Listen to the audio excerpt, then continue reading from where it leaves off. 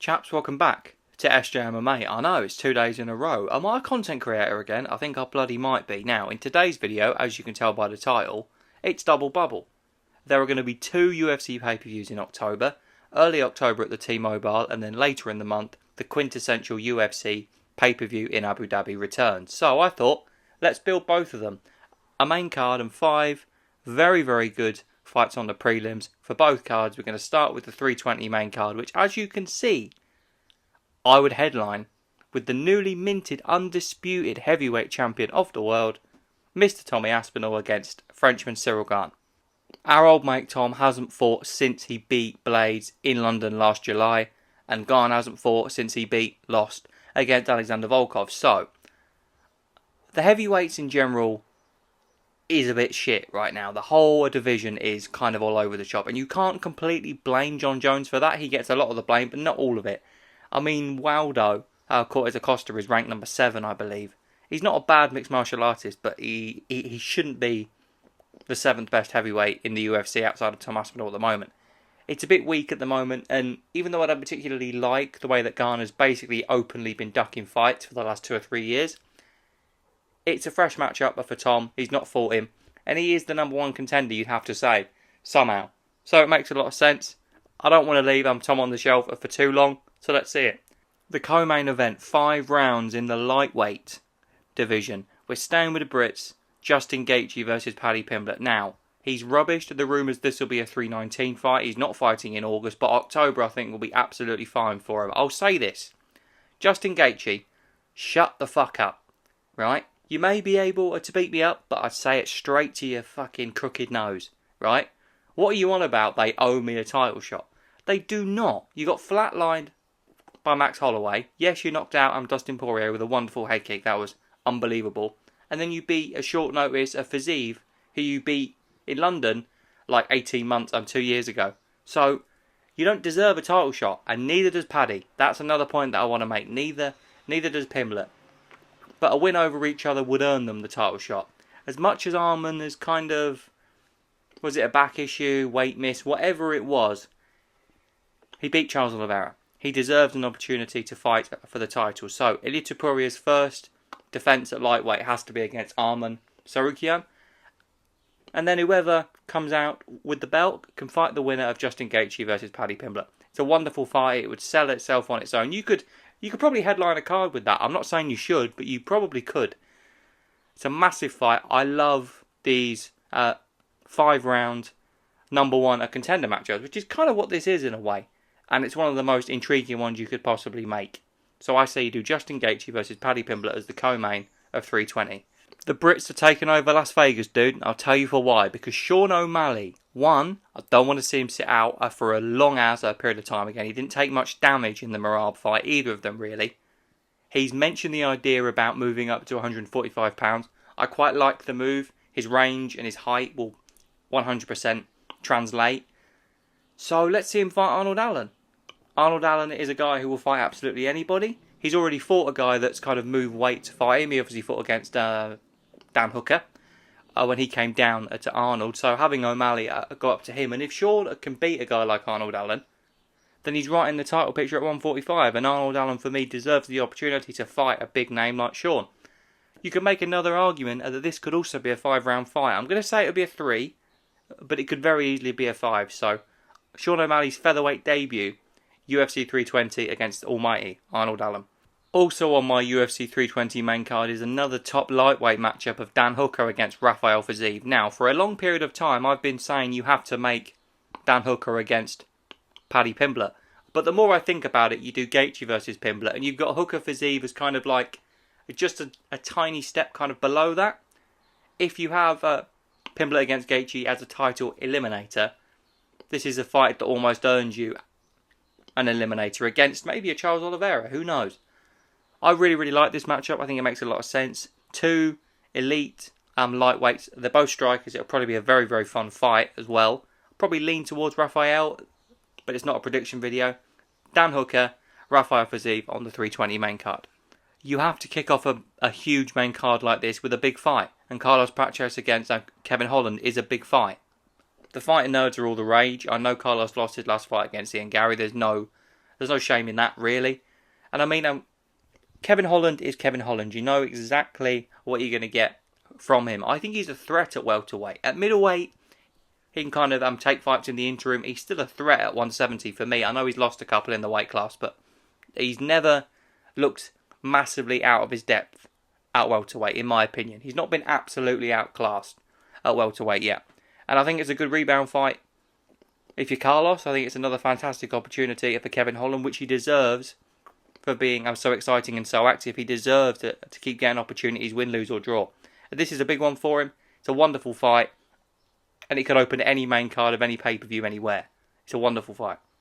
Let's all switch gears, chaps, and move forward to my UFC 321 main card with a main event of Jack Della Maddalena versus Islam Makhachev. Now, a lot of you may be thinking Ankalaev against Pereira rematch. I just don't think Alex fights in October in Abu Dhabi. It may be an MSG, a November fight. It may be in December. It may be the first part of next year. I'm not sure October will happen.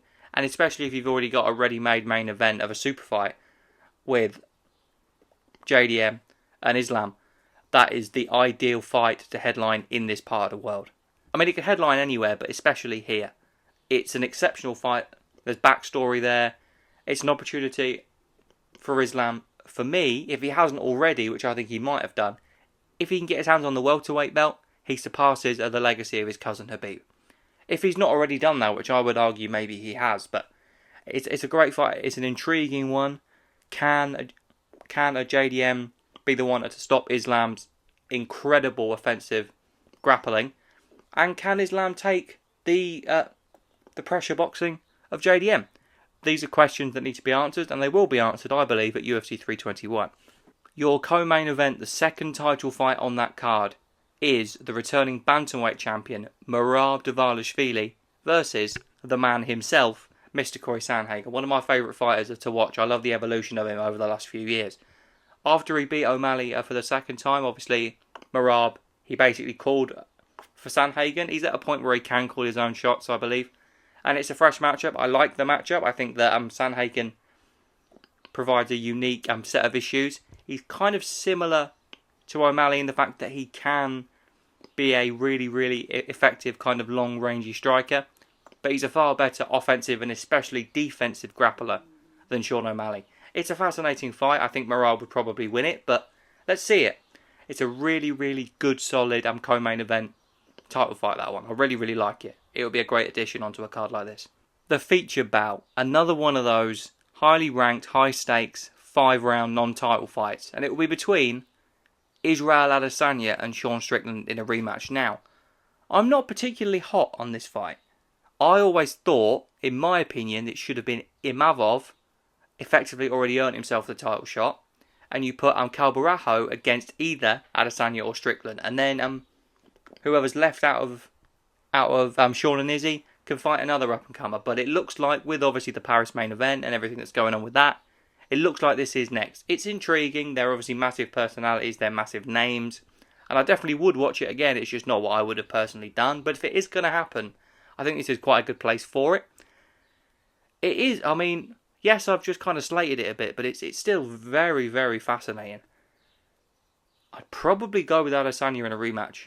But again, this is not a prediction video. It's a card builder. So this, I think, in terms of a feature bout of a pay-per-view, this is up there as one of the best you could make right now.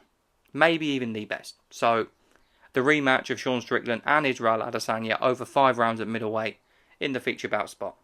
Next up on the main card, Umar Nurmagomedov against Mr. Song Yadong. Again, we're back down at bantamweight. This just makes all the sense in the world. It's obviously in a part of the world that is incredibly high of and incredibly fond of Umar. You know, for obvious reasons, that's absolutely fine. He'd absolutely enjoyed to fight in Abu Dhabi. I have no doubt about that. And Song Yadong is a top contender that he's not fought yet. If he wants another opportunity to become the bantamweight champion, he needs a win in between. And I think that Song Yadong would be a really, really solid name to get almost kind of in the interim to say, look, yes, I lost my first opportunity at the title. I bet it was a close fight and I believe that I'm the best 135er on the planet and I want an opportunity to show that. If he can beat Song Yadong in good fashion, he very easily called to that and he might well get it. So Umar against Song Yadong. on the main card of 321.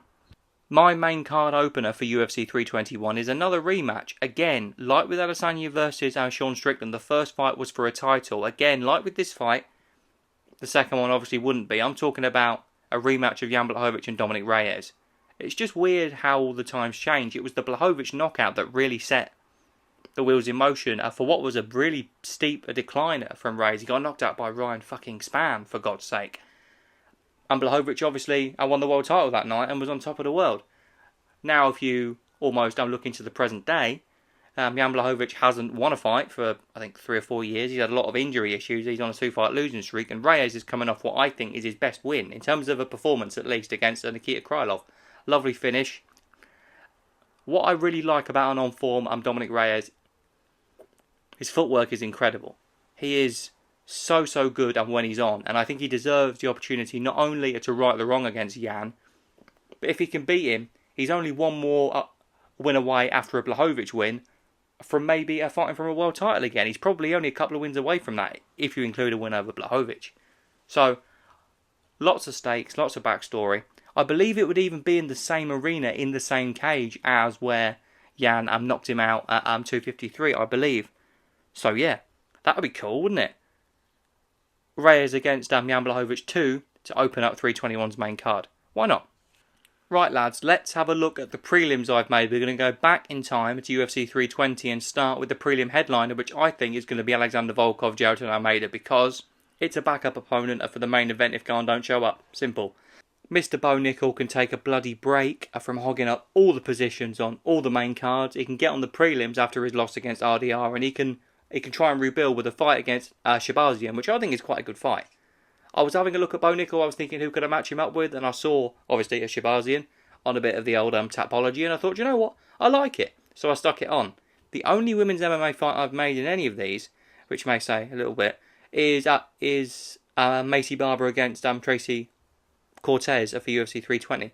I think I just really like it, it makes a lot of sense, and it is a high stakes matchup, and I think they both have the potential to be relatively big names for women's MMA standards, so let's see them matched up. Next up is Michael Chiesa against Mr. Daniel Rodriguez. It's a couple of veterans. I mean, I know that Chiesa is winding down. He hasn't officially retired yet, so just whack him on the prelims against a relatively well-known name in Daniel Rodriguez. And then, Shamrock debuting in the UFC. Again, right at the top of the card with Tom Aspinall, with Arnold Allen, and with Paddy Pimblett. There's a bit of a UK and Ireland flavour. So, Shamrock against Gabe Green, who recently has moved down to lightweight. I think Gabe Green is a good litmus test. So let's open up our UFC 320 prelims with the debut of Shamrock against Gabe Green. That is my UFC 320 card. So a little rundown.